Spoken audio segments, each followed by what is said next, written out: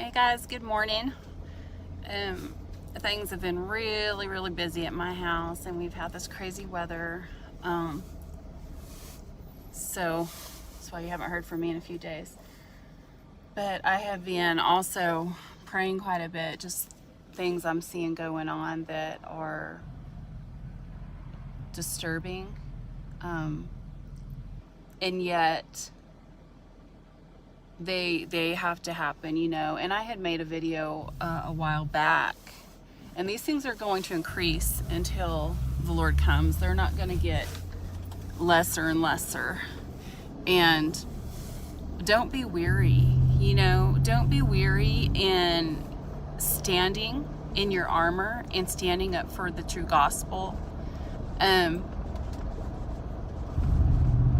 We're almost there, guys. I really believe we are. And I had made the videos a little 2-part short teaching series, the Bible study about bride without spot. And when I found out, the bride being the church, and spots are false teachers or false teachings, okay? And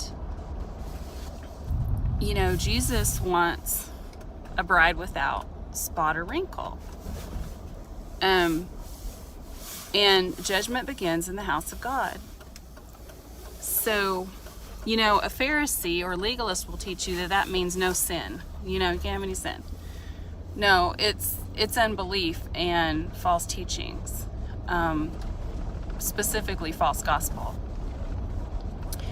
And he wants us to have an abundant entrance into the kingdom.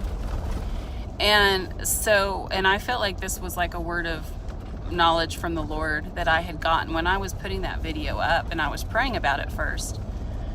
I heard in my spirit, that the Lord is shaking things up like the agitation cycle on a washing machine to bring to the surface and loosen these spots, okay?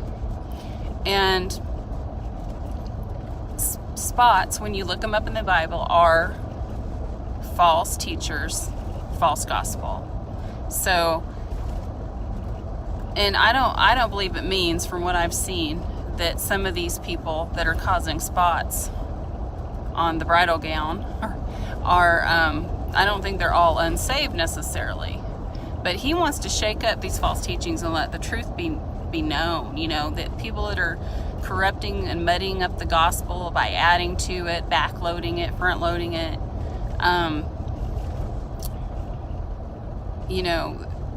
people's hearts are being exposed for what they truly believe. And it's not just happening on YouTube, it's happening everywhere. And I'm gonna link Miss Kiara's video, Mrs. Mustard Seed, one that she did about snakes in the grass, because we have been, many of us have been warned for a long time from the Lord that this was going to happen, way before it even really started happening, that this was something that was going to happen. And it's going to be kind of hard and painful to watch, and you might be surprised at what some people come out and say that you thought, people you thought you could trust or that were strong in the gospel, people in your life personally. There's just a lot of warfare going on, guys, a lot of spiritual warfare, but it's for the purpose of shaking things up. And God uses this all for good. Again, I just think about Peter when Jesus says that, Satan is asked to sift you like wheat. But, he prayed for him, and he was strengthened, and he came out better on the other side. And God uses, causes all things to work for good for those that love him, that are called according to his purpose. And we can rest assured in that whatever trials we face or things we see that shock us, that God's in control, and he's not surprised by any of it, not one bit. And there's stuff going on.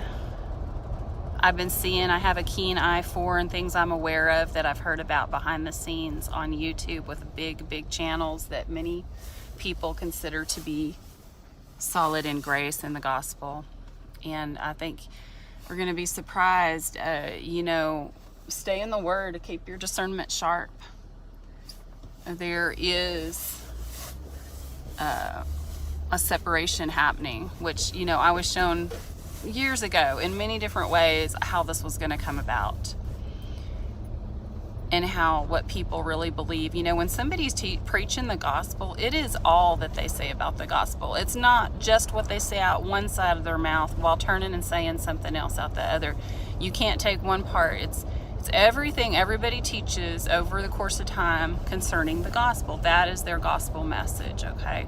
So if there's any buts or addendums on there, you need to pay attention to that.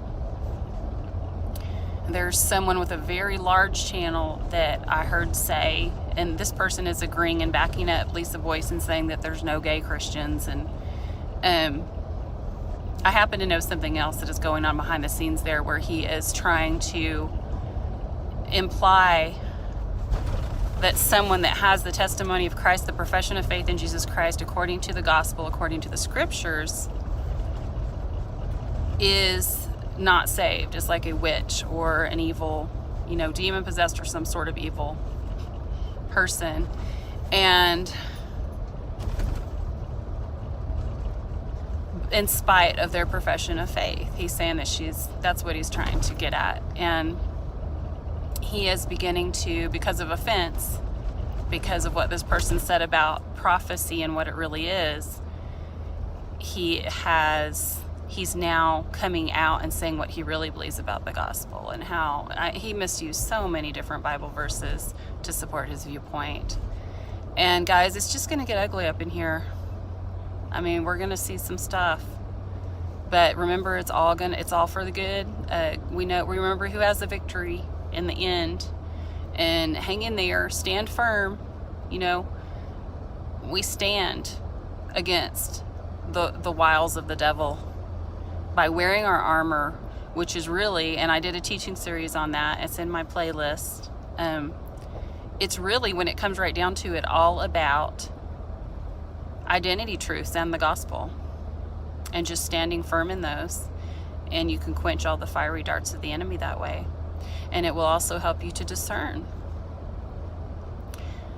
who is teaching wrongly, who's going to lead you astray, who's acting out of fleshy offense like a brute beast, according to Jude and Peter, or who is someone who truly cares about the sheep and about the gospel and won't compromise the gospel for their own good. Is it about them, or is it about Jesus, you know?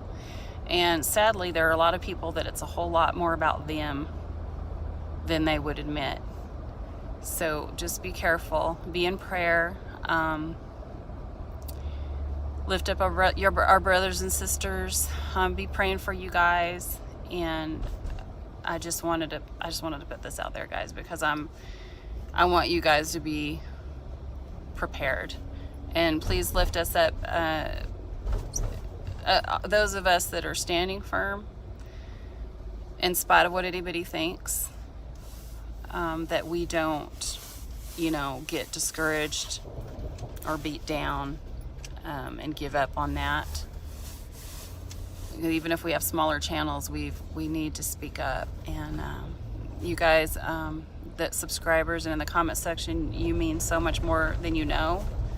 And you have your own ministry, essentially, in the comments that you leave and in the prayers that you give. And don't forget that. I have been blessed so much by comments I read on my channel and on other people's channels sometimes. And I'm like, wow, that is some serious wisdom there and encouragement. All right, I love you guys. Bye-bye.